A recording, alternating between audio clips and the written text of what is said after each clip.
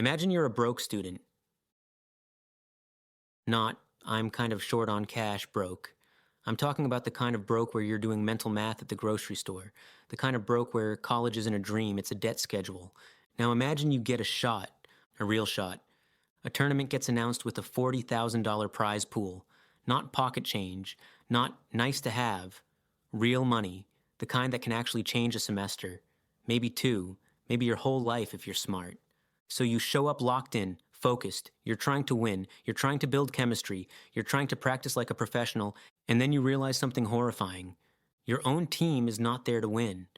They're there to vibe, to clown around, to troll. You ask them to take it seriously, and they laugh. You suggest basic strategy, and they mock you. You beg them to scrim, and they literally forget. And when you finally snap, not even with insults, just frustration, they clip you, report you, and get you kicked. Not for cheating, not for slurs, not for threats, for being toxic. And the craziest part, the people calling you toxic are the same ones caught saying the nastiest, most racist stuff behind the scenes. This is the story of Kingsman 265, the guy who entered a $40,000 Marvel Rivals tournament to help pay for college, and walked out with his name dragged, his opportunity stolen, and an entire internet wildfire exposing what really happened. Because this wasn't just team drama. This turned into one of the most insane creator tournament implosions we've seen in years. With leaked DMs, a 24-page hit-piece Google Doc, sponsors cutting ties, and a tournament organizer eventually admitting the ban was a mistake. So let's break it down cleanly. Who did what? Who lied? Who weaponized vibes to sabotage someone's career? And how a $40,000 tournament became a public case study in ego, accountability, and internet mob tactics. It starts on December 31st, 2025, when a Marvel Rivals tournament gets announced. Big prize pool, big visibility, and a big promotional push tied to a new character, Deadpool, being added to the game. If you don't follow Marvel Rivals, here's the simple version.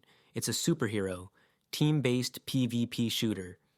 Think Overwatch energy, but with Marvel characters in a 6 versus 6 format, multiple modes, and most importantly, heavy reliance on team composition. And that matters, because in a team game, your skill can only carry so far.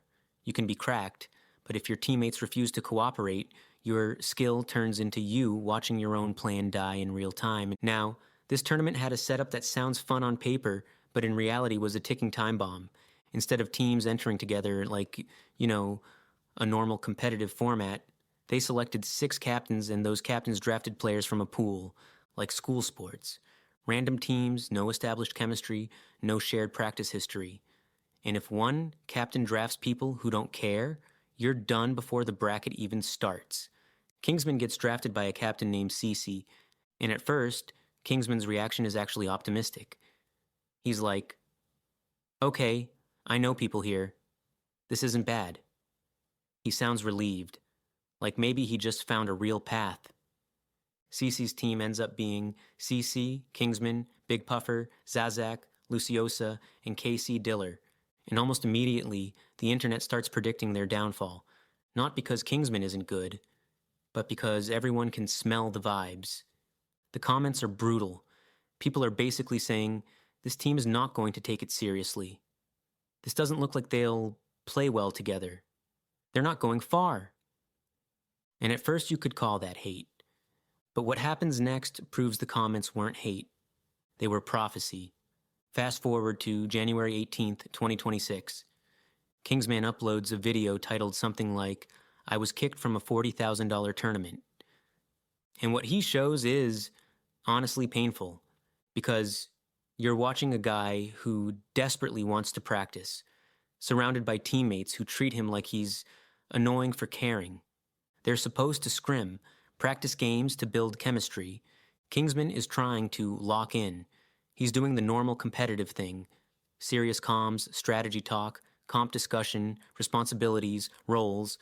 And the response he gets is sarcasm. He's like, can we full try hard for these scrims?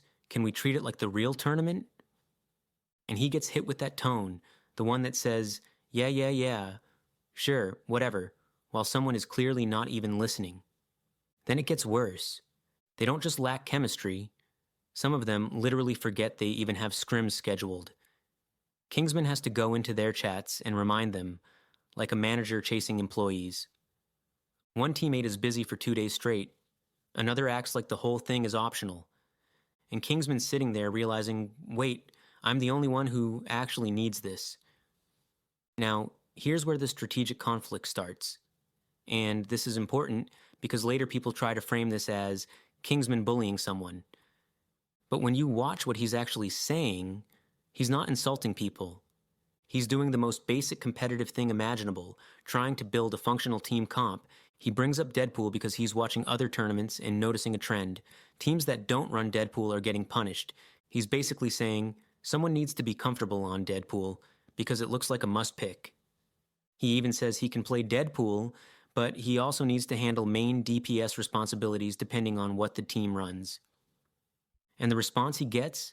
They clown him. They argue comps like it's a casual pub match, not a $40,000 bracket. At one point, Kingsman suggests a more support-heavy approach, not because it's fun, but because it's safer and more stable in a team environment. Supports aren't just healers. They enable fights, stabilize mistakes, swing momentum, and in a chaotic tournament environment, that consistency wins. But his teammates treat the suggestion like it's ridiculous, even after losing. Kingsman is basically begging, guys, this is 40 grand, people will be sweating, we need to be ready. And they respond like, no they won't. No one's try-harding. We're not doing that. Stop. And the more he tries to explain, the more they label him as the problem, not because his argument is wrong, but because it's inconvenient. Because if Kingsman is right, they'd have to put effort in.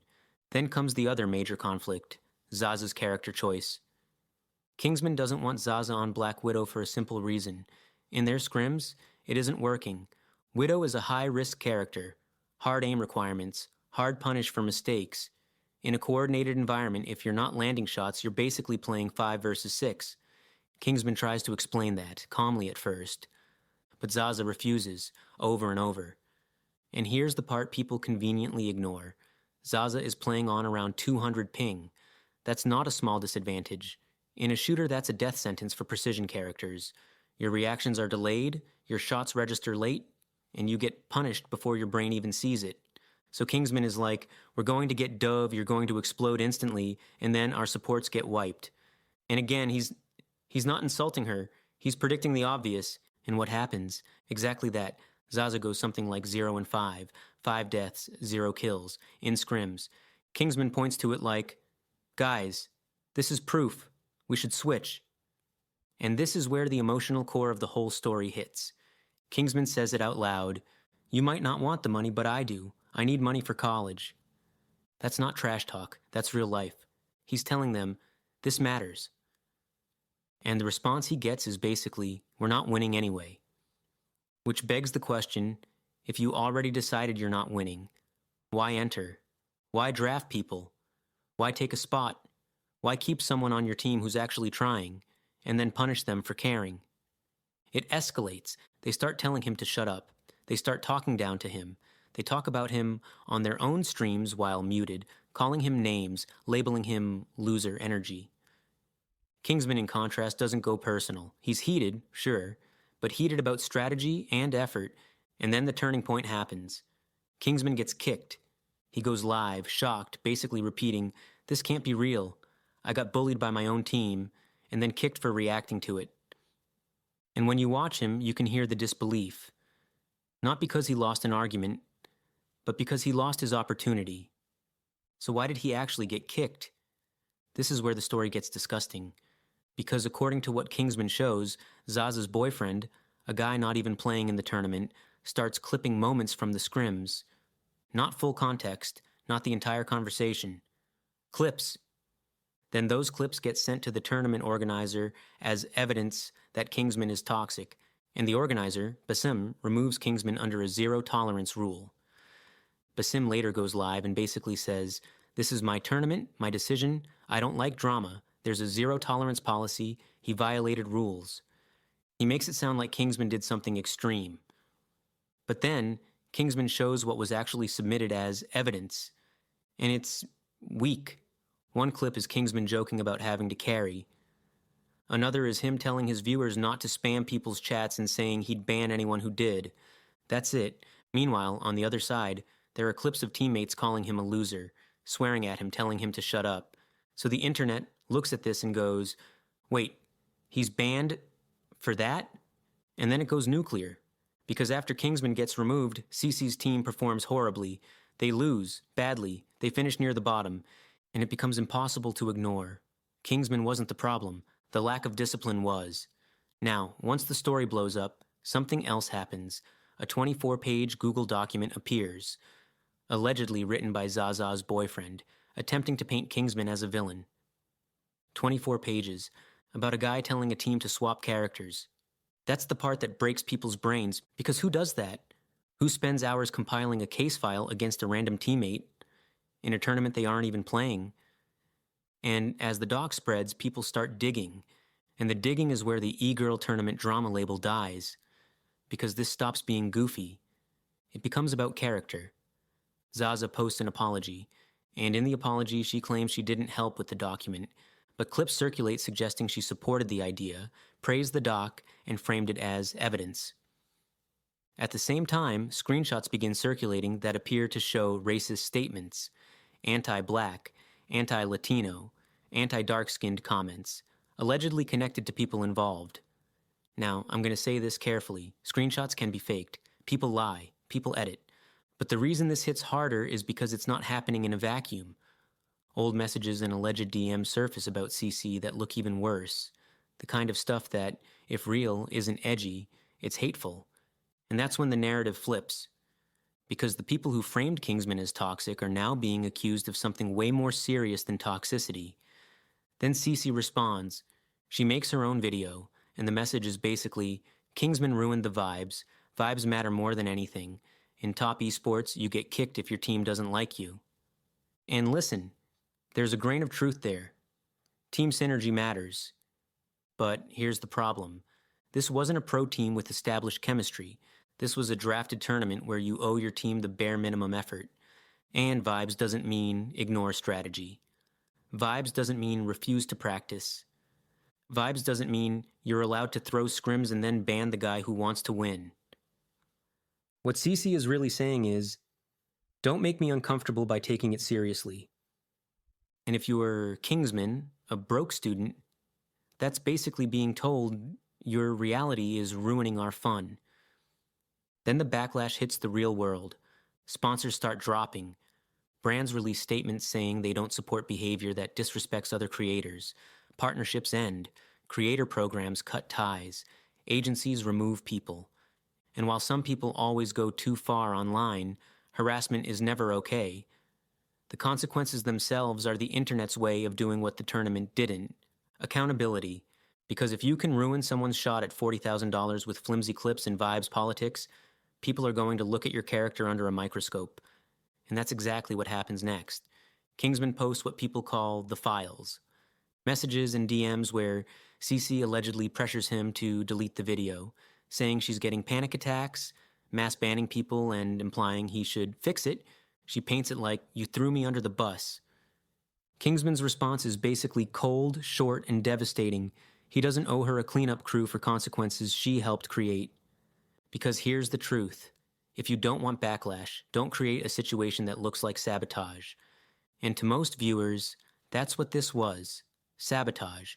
Not because Kingsman was perfect, not because he never got heated, but because the punishment didn't fit the crime. And the people pushing for the punishment looked worse than the guy they punished. Then, plot twist, the tournament organizer, Basim, later admits the decision was wrong. He goes live and says something along the lines of, I made a decision too fast, based on misinformation, and people are right to be mad. That confession is everything. Because once the host admits the ban was made on shaky ground, there's no both sides anymore. That doesn't magically fix Kingsman's stolen opportunity, but it proves what Kingsman was saying from the start.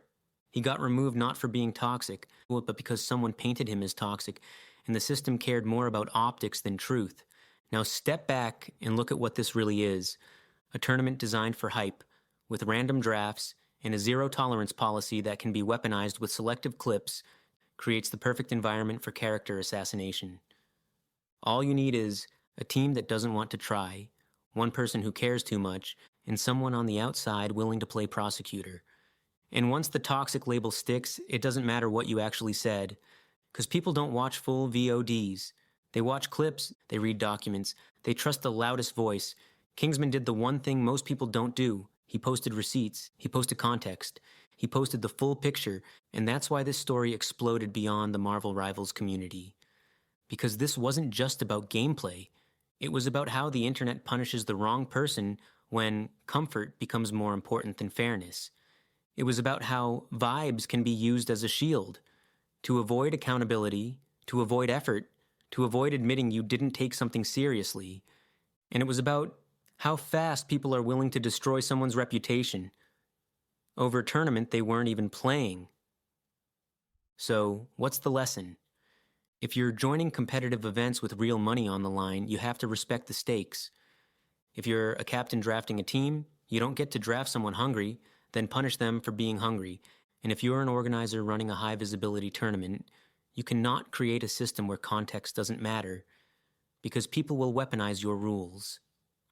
The internet will always have drama, but it shouldn't be this easy to take away someone's one shot at something life-changing. And that's the part that sticks with me. Not the memes, and not the sponsor statements, not the apology tours. It's that one line Kingsman said, quietly, in the middle of the chaos. You might not want the money, but I do. I need it for college. That's the sound of a person trying to climb out of a hole, while everyone around him treats the ladder like a joke. So yeah, maybe this started as Marvel Rivals tournament drama. But it ended as something way uglier. A bunch of people protecting their ego by calling the only serious person in the room toxic. And when the dust settled, the organizer admitted the ban was wrong, the team that forced him out got exposed, and the internet learned, again, that the loudest people aren't always the most honest. They're just the most comfortable lying. If you want to support Kingsman, go watch his full VOD. Watch the context. Decide for yourself. And if you're ever in a situation where someone tries to label you as the villain for asking for basic respect, remember this story, because sometimes being toxic is just what they call you, when you refuse to let them throw your future away.